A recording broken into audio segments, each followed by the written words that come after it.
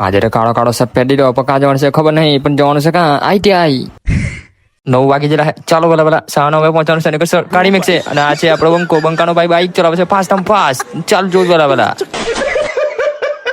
સવારમાં વાદળને જોઈને અમને બીક લાગે કારણ કે વરસાદ પડશે તો અમે પીલાઈ જશું. તો ITI કેમ જશું? હા પડો બાઈક હાકી અમે પહોંચી ગયા તે પાસે. અને આ ચાલ આપણો બંકો અને બંકાની જોડે મેં ચાલુ પછાડી ને આવ્યો આપણો હાવજ. ચાલતા જીયા નીતિનભાઈ આગળ ચાલે છે, તમારો ભાઈ પછી ચાલે છે. સર તો છે જ નથી અને ખૂટતા ગભરાયા કરતેલા. બપોરના 12 વાગ્યા રિસેસમાં ચાલ્યા. આજે નીતિનભાઈ, આજે હિતેશભાઈ અને આ શું એની ધૂનમાં ચાલે ખબર નહીં, પણ શું જમવા જવાના છે એ પણ નહીં ખબર.